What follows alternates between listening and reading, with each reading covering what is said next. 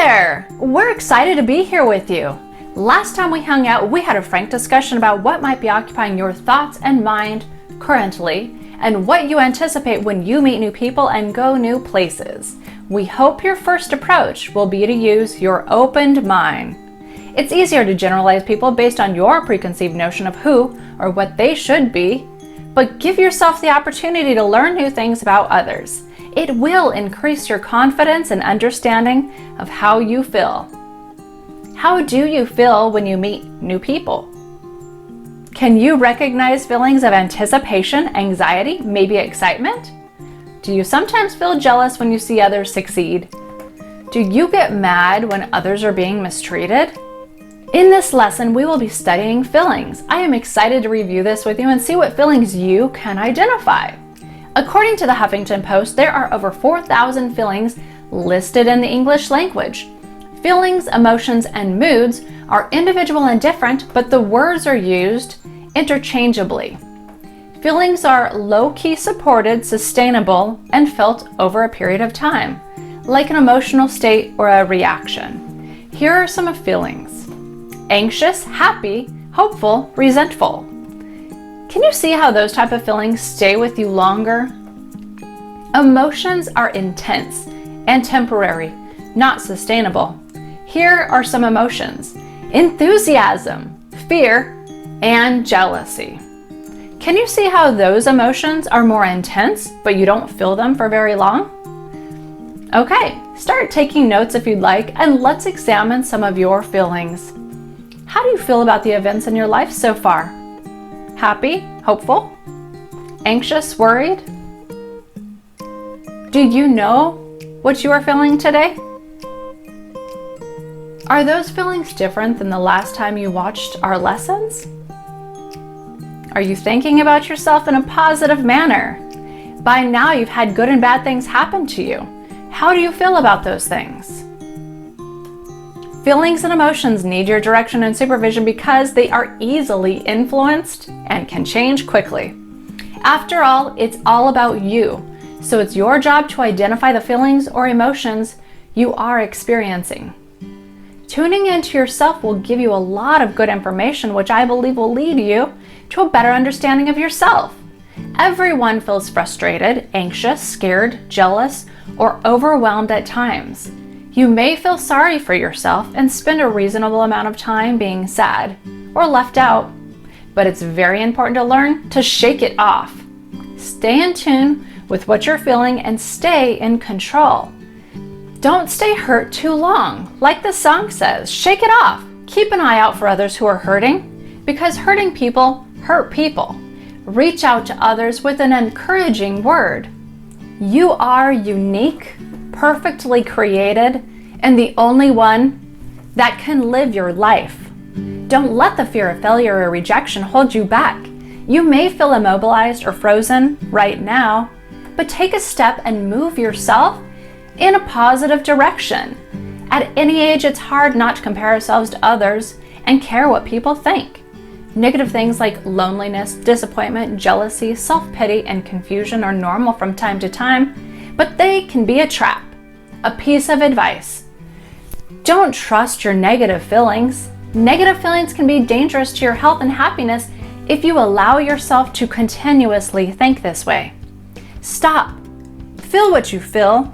Then think, how can I accept and convert these feelings and thoughts? Think about the positive opposite to gain a better perspective. Look cautiously at what you're feeling, because feelings can easily change. They are gradually changing, so make them change for the better. You can help yourself by taking control.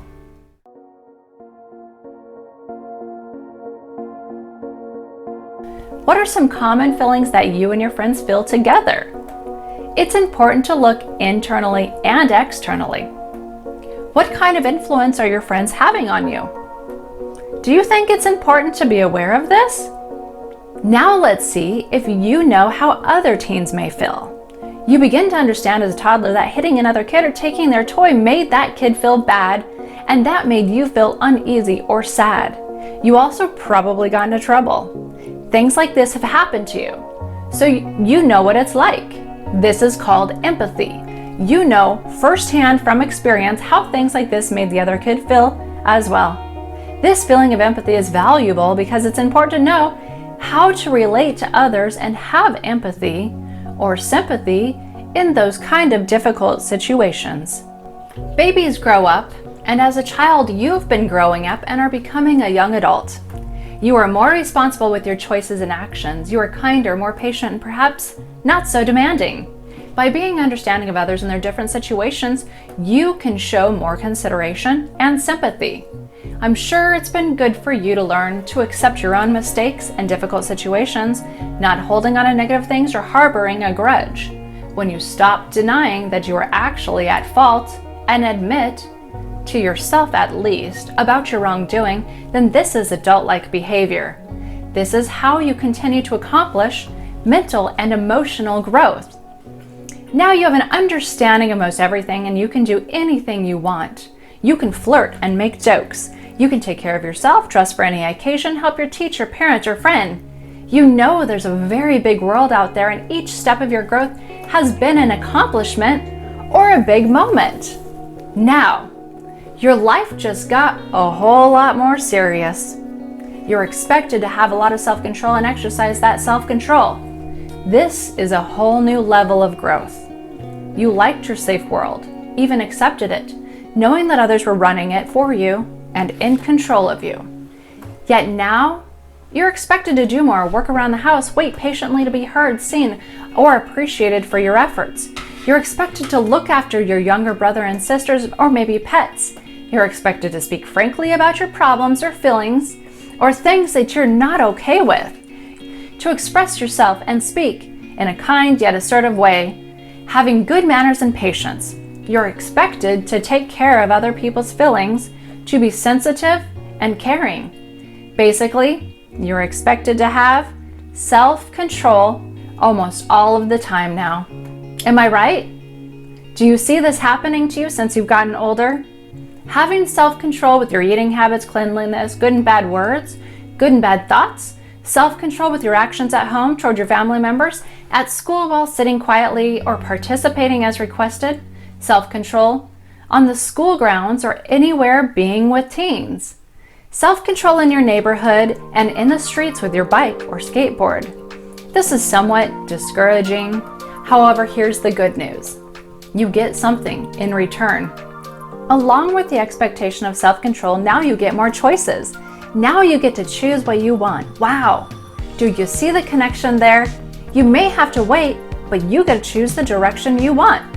So it's a good thing you're starting to make up your own mind about what you think and what kind of person you want to be. Self-control, yes, but now you can direct your own destiny. Most likely the things you are choosing are good things for yourself as well as for others. Next lesson, we'll be talking about your freedom of choices being increased because you continue to exercise more self-control. It's going to be great, so be sure to tune in, and thanks for being with us this time. We really are glad to have you here. Goodbye for now.